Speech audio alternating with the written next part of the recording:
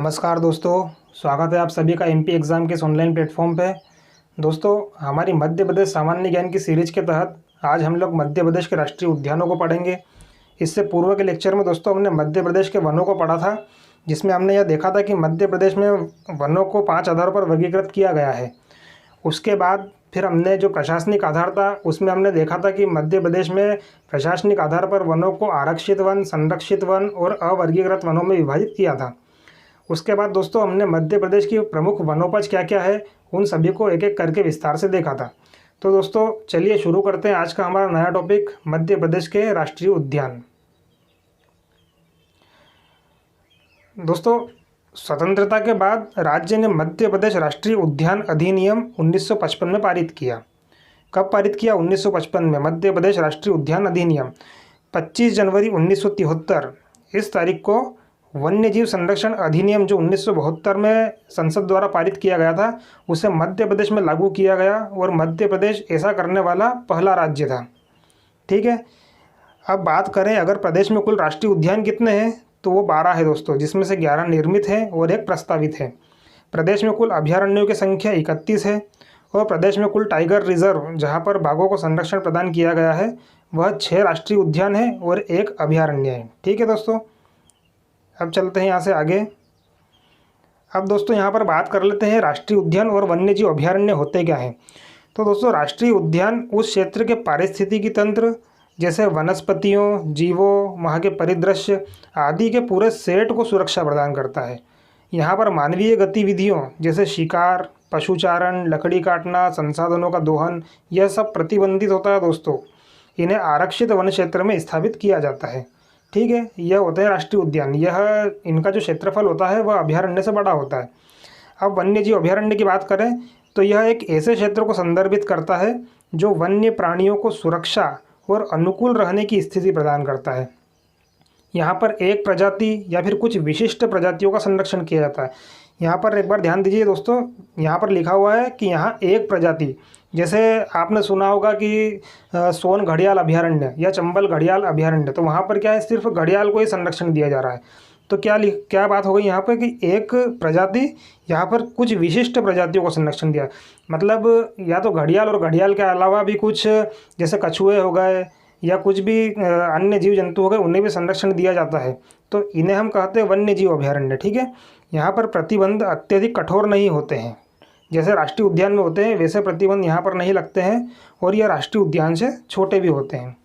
ठीक है दोस्तों, अब चलते हैं आगे। यहाँ पर एक मैप है दोस्तों, इस मैप में मध्य प्रदेश के प्रमुख राष्ट्रीय उद्यानों को दिखाया गया है। इसमें हम देखते हैं कि मध्य प्रदेश में यहाँ पर उत्तरी भाग में आप देखेंगे कूनो पालपुर, यह राष्ट्रीय उद्यान है। उसके बाद माधव राष्ट्रीय उद्यान, संजय राष्ट्रीय उद्यान, बांधवगढ़ राष्ट्रीय उद्यान, जीवाश्म राष्ट्रीय उद्यान, कान्हा किसली राष्ट्रीय उद्यान, पेंच राष्ट्रीय उद्यान, सतपुड़ा राष्ट्रीय उद्यान, ओंकारेश्वर राष्ट्रीय उद्यान, डायनासोर राष्ट्रीय उद्यान, फिर यहाँ पर भोपाल में वन विहार राष्ट्रीय उद्यान और यहाँ पर पन्ना राष्ट्रीय उद्यान। ठीक है दोस्तों, यह 12 राष्ट्रीय उद्यान है मध्य प्रदेश के। अब चलते हैं, इन्हें एक एक करके विस्तार से हम आगे पढ़ेंगे। सबसे पहले है दोस्तों कान्हा किसली राष्ट्रीय उद्यान। यह मंडला जिले में स्थित है दोस्तों और प्रदेश का प्रथम एवं सबसे बड़ा राष्ट्रीय उद्यान है। ठीक है, मंडला जिला है, प्रदेश का प्रथम राष्ट्रीय उद्यान है और सबसे बड़ा राष्ट्रीय उद्यान है। यहाँ पर 3 फैक्ट हो गए दोस्तों। उसके बाद आगे चलते हैं। 1933, यह वर्ष याद रखिएगा, 1933 में कान्हा किसली अभयारण्य की स्थापना की गई थी। मतलब यह जब बना था तब यह अभयारण्य के रूप में स्थापित किया गया था वर्ष 1933 में। फिर 1955 में इसे राष्ट्रीय उद्यान का दर्जा दे दिया गया और 1973 में इसे प्रोजेक्ट टाइगर के अंतर्गत शामिल किया गया। ठीक है, यह सभी फैक्ट दोस्तों बहुत ही ध्यान से आप पढ़िएगा, इन्हें याद कीजिएगा। यह परीक्षाओं में अक्सर पूछे जाते हैं कि कान्हा किसली अभयारण्य की स्थापना कब की गई थी, 1933 में। इसे राष्ट्रीय उद्यान का दर्जा कब दिया, 1955 में। और इसे प्रोजेक्ट टाइगर के अंतर्गत शामिल कब किया गया, सन 1973 में। इसके क्षेत्रफल की यदि बात करें तो 940 वर्ग किलोमीटर है। इसमें बाघ, ब्रेडरी प्रजाति का 12 सिंह, यह इम्पोर्टेंट है। उसके बाद नीलगाय, चीतल, सांभर आदि वन्य जीव यहाँ पर पाए जाते हैं। यहाँ पर दोस्तों होलो घाटी और बंजर घाटी भी है और एक हवाई पट्टी भी यहाँ पर निर्मित की गई है। यहाँ पर नदियों की बात करें तो बंजर व सुपर्ण, ये 2 नदियाँ यहाँ पर प्रवाहित होती है। उसके बाद दोस्तों यहाँ पर एक बामनी दरार है। इस बामनी दरार को सूर्यास्त पॉइंट, सनसेट पॉइंट भी कहा जाता है। यहाँ पर विश्व बैंक की सहायता से पार्क इंटरप्रिटेशन योजना प्रारंभ की गई है दोस्तों। ठीक है, पार्क इंटरप्रिटेशन योजना कहाँ पर चल रही है? कान्हा-किसली राष्ट्रीय उद्यान में। ठीक है, अब कुछ और फैक्ट है दोस्तों, उन पर नज़र डालते हैं कि यह देश का पहला ऐसा टाइगर रिजर्व है जिसने अपना शुभंकर, यह बहुत ही इंपॉर्टेंट फैक्ट है दोस्तों, एकमात्र ऐसा टाइगर रिजर्व जहाँ पर शुभंकर जारी किया गया है और उस शुभंकर का नाम है भूर सिंह द बारहसिंगा। ठीक है, और इस शुभंकर का डिज़ाइन किसने बनाया है? रोहन चक्रवर्ती ने बनाया है। ठीक है, यह होगा दोस्तों कान्हा-किसली से संबंधित सभी फैक्ट। अब अगला राष्ट्रीय उद्यान है माधव राष्ट्रीय उद्यान। यह शिवपुरी जिले में स्थित है। इसके क्षेत्रफल की बात करें तो 337 वर्ग किलोमीटर। इसकी स्थापना की गई थी वर्ष 1958 में। यहाँ पर बाघ, जंगली सूअर, बारहसिंगा, नीलगाय, सांभर, तेंदुआ आदि जानवर पाए जाते हैं। यह राष्ट्रीय उद्यान NH3 आगरा मुंबई राजमार्ग पर स्थित है। यहाँ पर जॉर्ज केसल भवन तथा सांख्य राजेश सागर झील भी इसी राष्ट्रीय उद्यान में स्थित है। ठीक है दोस्तों, अब चलिए आगे। अब आगे हम देखते हैं दोस्तों कि सांख्य सागर झील जो है वह मगरमच्छ सफारी के लिए प्रसिद्ध है। ठीक है, यहाँ पर तात्या टोपे की समाधि स्थल भी है दोस्तों। तात्या टोपे को फांसी दी गई थी शिवपुरी में और यहीं पर तात्या टोपे की समाधि स्थित है। यहाँ मनिहार नदी पर सांख्य सागर व जाधव सागर झील का निर्माण किया गया। कौन सी नदी? मनिहार नदी, उस पर सांख्य सागर झील और जाधव सागर झील का निर्माण करवाया गया। अब अगला राष्ट्रीय उद्यान है दोस्तों बांधवगढ़ राष्ट्रीय उद्यान। यह उमरिया जिले में स्थित है। इसकी स्थापना 1968 में की गई और इसका क्षेत्रफल 437 वर्ग किलोमीटर है। यह 32 पहाड़ियों से घिरा हुआ है दोस्तों। यह सभी फैक्ट बहुत ही इंपॉर्टेंट है। 32 पहाड़ियों से घिरा हुआ राष्ट्रीय उद्यान है बांधवगढ़ राष्ट्रीय उद्यान। 1993 में इसे प्रोजेक्ट टाइगर में शामिल किया गया। यहाँ बाघों का सर्वाधिक घनत्व है दोस्तों और यहाँ प्रत्येक 8 किलोमीटर पर एक बाघ देखने को मिलता है। ठीक है, अब चलते हैं यहाँ से आगे। यहाँ पर अन्य जीव जंतु कौन से हैं? बारहसिंगा, नीलगाय, सांभर, तेंदुआ, चिंकारा आदि वन्य जीव भी यहाँ पर पाए जाते हैं। यहाँ पर सफ़ेद बाघ भी पाए जाते हैं दोस्तों और इसके मध्य से चरणगंगा नदी प्रवाहित होती है। यह सभी नदियाँ आप याद रखिए दोस्तों कि कौन सा राष्ट्रीय उद्यान से कौन सी नदी निकल रही है। तो चरणगंगा कौन से राष्ट्रीय उद्यान से निकल रही है? बांधवगढ़ राष्ट्रीय उद्यान से। यहाँ पर गौर पुनर्वास योजना संचालित की जा रही है दोस्तों और एक जंगल गलियारा योजना है, उसके तहत कान्हा-किसली और बांधवगढ़ राष्ट्रीय उद्यानों को जोड़ा जा रहा है। ठीक है, यहाँ पर स्थित कबीर चौरा, कौन सा स्थान? कबीर चौरा नामक स्थान पर्यटकों के आकर्षण का केंद्र है। अब चलिए अगला राष्ट्रीय उद्यान देखते हैं पन्ना राष्ट्रीय उद्यान। यह पन्ना जिले में स्थित है और इसकी स्थापना की गई थी वर्ष 1981 में। 1994 में इसे प्रोजेक्ट टाइगर में शामिल किया गया। इसके क्षेत्रफल की बात करें तो 543 वर्ग किलोमीटर और यहाँ पर रेप्टाइल पार्क स्थित है दोस्तों। यह बहुत बार परीक्षाओं में पूछा जाता है, रेप्टाइल पार्क कहाँ पर है? तो पन्ना राष्ट्रीय उद्यान में। यहाँ पर बाघ, तेंदुआ, सांभर, चिंकारा, जंगली भैंसा आदि वन्यजीव पाए जाते हैं। इसे 2016 में ट्रिप एडवाइज़र वेबसाइट के द्वारा अवार्ड ऑफ एक्सीलेंस प्रदान किया गया था दोस्तों। ठीक है, फिर केन बेतवा नदी जोड़ो परियोजना के कारण इस राष्ट्रीय उद्यान का 30 वर्ग किलोमीटर क्षेत्रफल डूब गया दोस्तों। यह केन बेतवा नदी जोड़ो परियोजना हमने नदी घाटी परियोजनाओं में पढ़ी थी और यह बहुत समय से पेंडिंग थी दोस्तों यह परियोजना, लेकिन अभी हाल ही में से मंजूरी दे दी गई। तो यह विवादित इसीलिए थी क्योंकि यह पन्ना राष्ट्रीय उद्यान से होकर गुजर रही थी और 30 वर्ग किलोमीटर का क्षेत्रफल इससे पन्ना राष्ट्रीय उद्यान का डूब रहा था। ठीक है, यह प्रदेश का तीसरा जैव मंडल आरक्षित क्षेत्र है दोस्तों पन्ना। ठीक है, प्रदेश में 3 जैव मंडल आरक्षित क्षेत्र हैं, पचमढ़ी है, अचानकमार है और पन्ना है। ठीक है, तो पन्ना प्रदेश का तीसरा जैव मंडल आरक्षित क्षेत्र है। अब चलते हैं यहाँ से आगे। अगला राष्ट्रीय उद्यान है सतपुड़ा राष्ट्रीय उद्यान। यह होशंगाबाद जिले में है। 524 वर्ग किलोमीटर इसका क्षेत्रफल है और इसकी स्थापना वर्ष 1981 में हुई थी। इसे 1999 में प्रोजेक्ट टाइगर में शामिल किया गया। यहाँ पर बाघ, तेंदुआ, बारहसिंगा, जंगली सूअर, नीलगाय, सांभर, कृष्णमृग आदि जानवर पाए जाते हैं। यहाँ पर इंडियन बाइसन पक्षी भी पाया जाता है दोस्तों। ठीक है, अब अगला राष्ट्रीय उद्यान है संजय डुबरी राष्ट्रीय उद्यान जो कि सीधी जिले में स्थित है। आगे कुछ फैक्ट। संजय राष्ट्रीय उद्यान की स्थापना वर्ष 1981 में हुई थी। इसका क्षेत्रफल 466 वर्ग किलोमीटर है और 2008 में इसे प्रोजेक्ट टाइगर में शामिल किया गया। ठीक है दोस्तों, यहाँ पर बाघ, तेंदुआ, सांभर, बारहसिंगा, नीलगाय आदि वन्य जीव पाए जाते हैं और यह अविभाजित मध्य प्रदेश का सबसे बड़ा राष्ट्रीय उद्यान था दोस्तों। जब मध्य प्रदेश का विभाजन हुआ और छत्तीसगढ़ राज्य बना तब इस संजय राष्ट्रीय उद्यान का अधिकांश भाग छत्तीसगढ़ में चला गया। जब मध्य प्रदेश का विभाजन नहीं हुआ था दोस्तों, तब यह प्रदेश का सबसे बड़ा राष्ट्रीय उद्यान हुआ करता था। लेकिन अब कौन सा बन गया है, अब कान्हा-किसली राष्ट्रीय उद्यान सबसे बड़ा बन गया है। ठीक है, अगला राष्ट्रीय उद्यान है पेंच राष्ट्रीय उद्यान, जिसका विस्तार छिंदवाड़ा और सिवनी जिलों में है।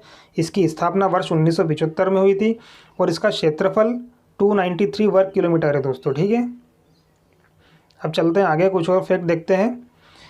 सन 1992-1993 में प्रोजेक्ट टाइगर में से शामिल किया गया दोस्तों। यहाँ पर कृष्ण मृगों की संख्या बहुत अधिक है। और कौन कौन से जानवर पाए जाते हैं, बाघ, तेंदुआ, चिंकारा, बारहसिंगा, नीलगाय, सांभर आदि वन्यजीव यहाँ पर पाए जाते हैं। इसका नया नाम इंदिरा गांधी प्रियदर्शनी राष्ट्रीय उद्यान है दोस्तों। ठीक है, और यहाँ पर मोगली लैंड की स्थापना की गई है, जहाँ वर्ष 2004 से मोगली लैंड उत्सव भी आयोजित किया जाता है दोस्तों। ठीक है, रुडयार्ड किपलिंग की एक बुक है दोस्तों, जंगल बुक, उसका जो पात्र है मोगली, ऐसा माना जाता है दोस्तों कि यह पेंच राष्ट्रीय उद्यान ही उस मोगली का घर था। इसीलिए यहाँ पर मोगली लैंड की स्थापना की गई और वर्ष 2004 से मोगली लैंड उत्सव आयोजित यहाँ पर किया जाता है। उसके बाद इस राष्ट्रीय उद्यान से पेंच नदी प्रवाहित होती है दोस्तों। ठीक है, अब चलते हैं अगला राष्ट्रीय उद्यान देखते हैं, वन विहार राष्ट्रीय उद्यान। यह भोपाल जिले में स्थित है और इसका क्षेत्रफल मात्र 4.45 वर्ग किलोमीटर है दोस्तों। ठीक है, अब चलते हैं आगे। इस वन विहार राष्ट्रीय उद्यान की स्थापना सन 1979 में की गई थी। यहाँ पर सर्प उद्यान की भी स्थापना की गई है दोस्तों, और यह ISO 9001/2008 अवार्ड पाने वाला देश का पहला राष्ट्रीय उद्यान है दोस्तों। यह बहुत ही इंपॉर्टेंट फैक्ट है, इसे आप याद रखिएगा। और यहाँ पर वर्ष 2008 से वन्य जीवों को गोद लेने की प्रथा प्रारंभ की गई। इस राष्ट्रीय उद्यान को आधुनिक चिड़ियाघर भी कहा जाता है। ठीक है दोस्तों, अब अगला राष्ट्रीय उद्यान है जीवाश्म राष्ट्रीय उद्यान, जो कि डिंडोरी जिले में स्थित है। इसकी स्थापना सन 1983 में की गई और इसका क्षेत्रफल दोस्तों मात्र 0.27 वर्ग किलोमीटर है और यह प्रदेश का सबसे छोटा राष्ट्रीय उद्यान है। ठीक है, अब चलते हैं आगे, कुछ और फैक्ट देखते हैं डिंडोरी के बारे में। यहाँ वनस्पति जीवाश्म को भी संरक्षित किया गया है और यह प्रदेश का प्रथम जीवाश्म उद्यान है, जो भारत के 4 जीवाश्म उद्यानों में से एक है। ठीक है, यहाँ पर मछलियों एवं छोटे जीवों को भी संरक्षण दिया गया है। अगला है डायनासोर जीवाश्म राष्ट्रीय उद्यान, जो कि धार जिले में है। इसकी स्थापना 2010 में हुई और 2011 में इसे राष्ट्रीय उद्यान का दर्जा दिया गया। दोस्तों यहाँ पर आप कंफ्यूज मत होइएगा, इसकी स्थापना सन 2010 में हुई थी और 2011 में इसे राष्ट्रीय उद्यान का दर्जा दिया गया। ठीक है, यहाँ पर डायनासोर के अंडे रखे गए हैं दोस्तों। यह स्थान मांडो के पास में ही पड़ता है। आप अगर कभी मांडो गए होंगे तो आपने देखा होगा दोस्तों, वहाँ पर एक डायनासोर राष्ट्रीय उद्यान बना हुआ है, वहाँ पर डायनासोर के अंडे रखे गए हैं। ठीक है दोस्तों, अब चलते हैं आगे। अगला है कूनो पालपुर राष्ट्रीय उद्यान, जो कि श्योपुर में स्थित है दोस्तों। इसकी स्थापना 1981 में की गई। इसे 2018 में राष्ट्रीय उद्यान का दर्जा दिया गया दोस्तों, हाल ही में। पहले अभ्यारण्य हुआ करता था, लेकिन अब इसे राष्ट्रीय उद्यान बना दिया गया है। यहाँ से कूनो नदी प्रवाहित होती है। ठीक है, अब अगला है ओंकारेश्वर राष्ट्रीय उद्यान। यह खंडवा जिले में स्थित है दोस्तों और वर्ष 2004 से निर्माणाधीन है।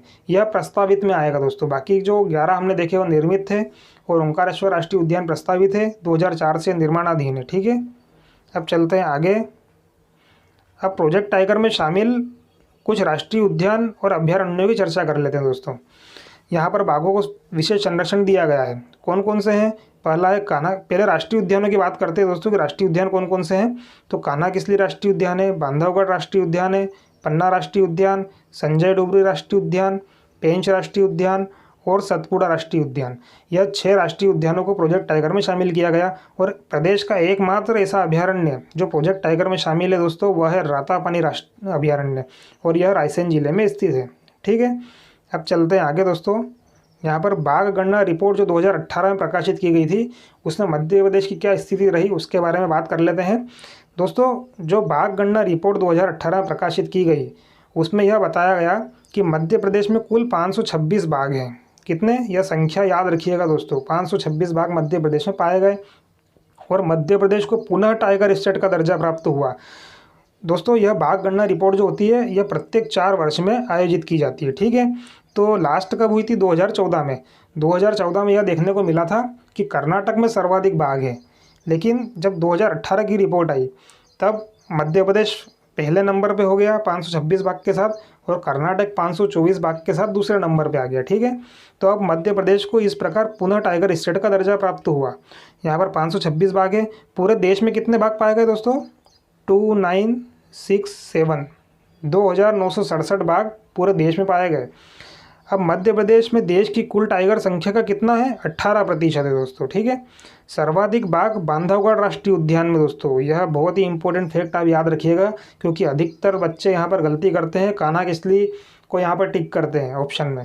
लेकिन कान्हा किसली जो था वो पहले हुआ करता था, लेकिन जब बाघ गणना रिपोर्ट 2018 आई उसमें यह बताया गया कि बांधवगढ़ राष्ट्रीय उद्यान में 124 बाघ है और कान्हा किसली राष्ट्रीय उद्यान में 108 बाघ हैं। ठीक है, तो अब बांधवगढ़ ऐसा राष्ट्रीय उद्यान है जहाँ पर सर्वाधिक बाघ भी पाए गए और सर्वाधिक घनत्व भी बाघों का बांधवगढ़ राष्ट्रीय उद्यान में। इसके अलावा सफ़ेद बाघ भी बांधवगढ़ राष्ट्रीय उद्यान में ही है दोस्तों। ठीक है, तो यह फैक्ट आप ज़रूर याद रखिएगा दोस्तों, और इसे करंट में अपडेट कीजिएगा। तो दोस्तों आज का लेक्चर जो हमारा था, मुझे उम्मीद है कि आप लोगों को समझ में आया होगा दोस्तों। आपका अगर इसमें कुछ भी डाउट हो या कुछ भी याद करने में परेशानी आ रही है दोस्तों, तो आप लोग कमेंट करके मुझसे पूछ सकते हैं दोस्तों। और आपको ये लेक्चर कैसा लगा आप कमेंट करके बताना दोस्तों। इसलिए वीडियो को लाइक कीजिए, शेयर कीजिए, कमेंट कीजिए दोस्तों, चैनल को सब्सक्राइब कीजिए। अब मिलते हैं हम अगले लेक्चर में, उसमें मध्य प्रदेश के अभयारण्यों को देखेंगे दोस्तों। तब तक आप बने रहिए एमपी एग्ज़ाम के साथ। हम मिलते हैं अगले लेक्चर में, तब तक गुड बाय, जय हिंद, जय भारत।